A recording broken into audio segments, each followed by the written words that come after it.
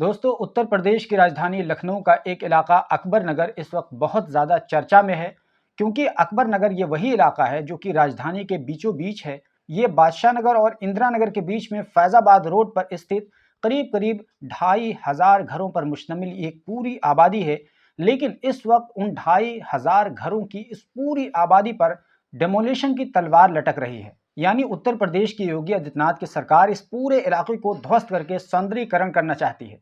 हालांकि अभी इस वक्त 1 महीने का स्टे ऑर्डर मिला हुआ है और वो स्टे ऑर्डर 22 जनवरी सन 2024 तक लागू रहेगा। लेकिन उसके बाद एक बार फिर से यह हंगामा शुरू हो जाएगा, क्योंकि बीते 21 दिसंबर सन 2023 को लखनऊ प्रशासन ने धावा बोल दिया था, अपने बुलडोजर्स को लाकर के तैनात कर दिया था, घरों को गिराना भी शुरू कर दिया था। आपको बता दें कि ये पूरी प्रक्रिया शुरू होती है सितंबर सन 2023। एक रिपोर्ट सामने आती है मीडिया में और उस रिपोर्ट के अनुसार दरअसल उत्तर प्रदेश के योगी आदित्यनाथ की सरकार जो कुकरेल का इलाका है, वो कुकरेल नदी को दरअसल वो उसका जीर्णोद्धार करना चाहती है और वहां पर एक रिवर फ्रंट बनाने का उसका इरादा है। और उसके सौंदर्यीकरण के साथ साथ उस पूरे इलाके को खाली करके वहां पर चिड़ियाघर शिफ्ट किया जाना है, जो कि लखनऊ का चिड़ियाघर डालीबाग में स्थित है। तो इस उद्देश्य से उत्तर प्रदेश की सरकार एलडीए और एलएमसी की मदद से इस पूरे इलाके को खाली करके अपने इस मकसद को कामयाब बनाना चाहती है, इस प्रोजेक्ट को लागू करना चाहती है। ये उसका पूरा उद्देश्य है। लेकिन दरअसल दिक्कत यहाँ पर यह है कि ये वो इलाका है जहां पर करीब करीब एक अंदाजे के मुताबिक 30 से 35 हज़ार की आबादी है। अब सवाल यहाँ पर यह है कि इस पूरी आबादी को क्या किया जाएगा।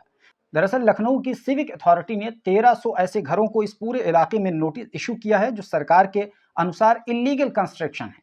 इसके साथ ही 2500 ऐसे घरों को निशानदेही की गई है जो सरकार की जानकारी के बगैर निर्माण किए गए हैं।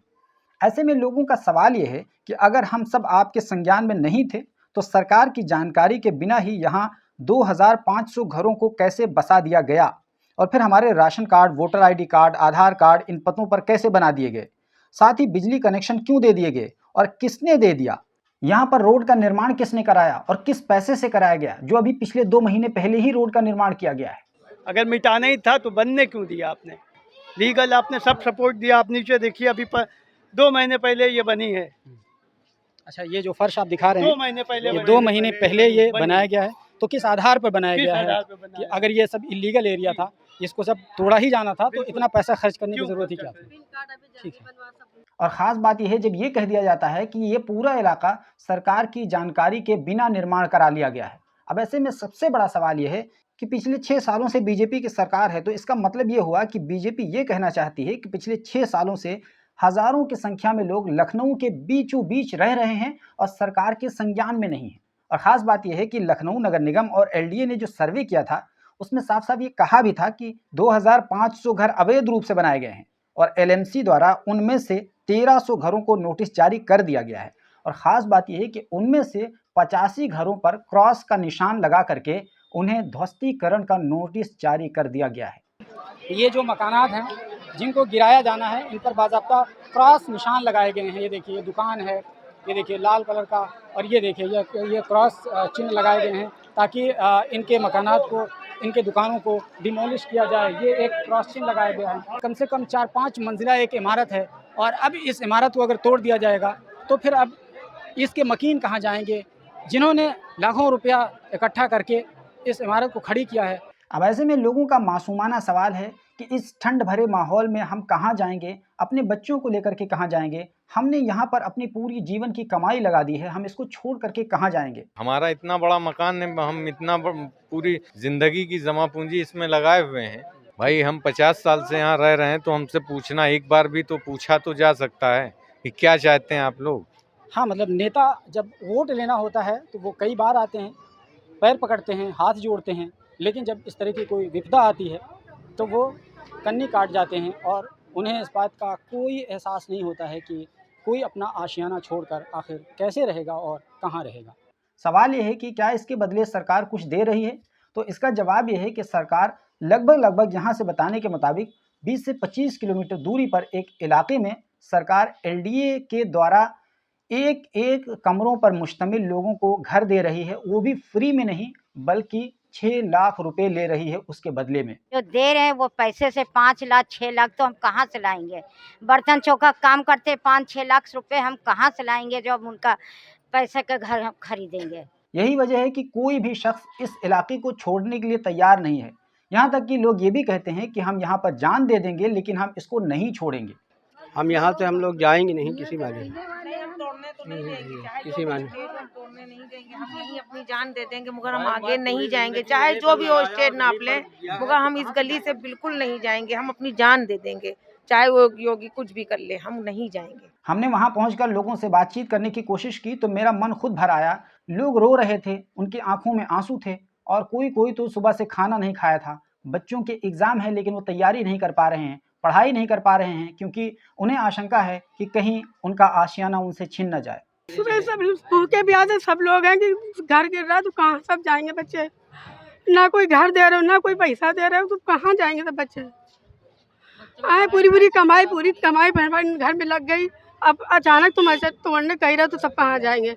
या तो घर दो या तो पैसा दो, उतना मुआवजा। अपना नाम बताएं। सर वाजपेयी अच्छा, जी। मकान अभी एक चम्मच हमने बाहर नहीं निकाला है, सब पूरा खाना निकाला, घर टूटने का दिल बैठा जा रहा है, आवाज नहीं निकलती है। ये मकान है, ये आपका मकान है। ये देखिए, ये एक दर्द है, ये एक दर्द है, ये एक पीड़ा है जिन्होंने अपनी खून पसीने की कमाई से बूंद बूंद इकट्ठा करके घड़ा भरा था और आज उनके घड़े को फोड़ दिया गया है, फोड़ा जा रहा है और वो पूरी कमाई एक पल में बहा देने का प्रयास है। बड़े खूबसूरत खूबसूरत मकानात हैं, लेकिन सवाल ये है कि जब ये लोग अवैध रूप से रह रहे थे तो फिर इनके इलाके में निर्माण कराने की क्या ज़रूरत थी? इन्हें बिजली कनेक्शन देने की क्या ज़रूरत थी? इनका voter ID card, Aadhaar card, ये तमाम चीज़ें बनवाने और बनाने की क्या ज़रूरत थी? हाउस टैक्स इसी पते पर लिया जा रहा था, पानी का टैक्स इसी पते पर लिया जा रहा था, बिजली का बिल इसी पते पर लिया जा रहा था, सब कुछ लिया जा रहा था, तब ये लोग लीगल थे। लेकिन अब ये सारे के सारे लोग इल्लीगल हो गए हैं, इनक्रोचर हो गए हैं। खुद देखिए, ये कोई हम लोग को झुग्गी झोपड़ी वाले तो नहीं है। तिनका तिनका जोड़ के देखिए घर बनाया मकान, इतनी जल्दी मिटा देंगे कैसे, क्या होगा? लोगों के दिल के धड़कनें बढ़ रही हैं, धड़कनें बढ़ी। अगर हमारे घर वालों को कुछ हो जाएगा तो हम लोगों का कौन हो? इस पूरे आबादी में हमने जाकर के देखा तो वहाँ पर मस्जिद है, मंदिर है, मदरसा है, स्कूल है और आश्रम है, यानी हर तरह की वो तमाम तरह की इमारतें हैं जो कि एक सोसाइटी में रहती हैं। एक भरा पूरा एक इलाका है, एक पूरी सोसाइटी है, एक शानदार शानदार मकानात बने हैं, अच्छे तरीके से लोग बसे हुए हैं, रह रहे हैं। लेकिन सरकार के मन में ख्याल आता है कि हम इसको सौंदर्यीकरण करेंगे और सौंदर्यीकरण के नाम पर हज़ारों लोगों को इस ठंड भरे माहौल में बेघर कर देंगे और उन्हें इसके बदले में झुंझुना थमा दिया जाएगा, वो भी 6 लाख रुपए का एक डब्बा, और उसमें उन परिवारों को ठूंसा जाएगा और वो भी उनसे 6 लाख रुपए लेकर के। ये अपने आप में एक सवाल है उन तमाम लोगों के लिए जो ये बीजेपी की सरकार को चुन रहे थे कि बीजेपी रामराज लाएगी और बीजेपी हमारे लिए भला करेगी, बीजेपी हमारे लिए कल्याण करेगी। लोग यही सवाल कर रहे हैं कि अगर यही रामराज है तो ऐसी रामराज को बहुत दूर से सलाम। वैसे दोस्तों, हम लगातार इस पर नज़र बनाए हुए हैं, जो कुछ भी इस पर ताज़ा अपडेट होगी हम आपको ज़रूर अपने इस वीडियो के माध्यम से पहुंचाएंगे। और हमने एक पूरी डिटेल इस पर एक रिपोर्ट तैयार की है, करीब 20-25 मिनट की पूरी ग्राउंड रिपोर्ट है। आप चाहें तो ये पॉपअप आ रहा है, उसको देख लीजिए। फेसबुक पर अगर आप ये वीडियो देख रहे हैं तो इसको आप पेज को फॉलो कर लीजिए। यूट्यूब पर अगर आप ये वीडियो देख रहे हैं तो हमारे चैनल को सब्सक्राइब कर दीजिए, क्योंकि हम इसी तरह के जनहित इश्यूज़ को आप तक पहुँचाते रहते हैं।